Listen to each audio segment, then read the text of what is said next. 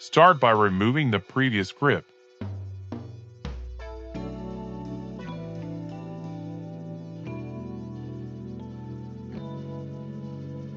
Then clean the handlebar thoroughly.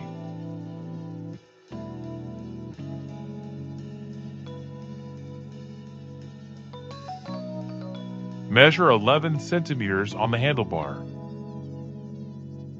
This measurement indicates where the grip will end.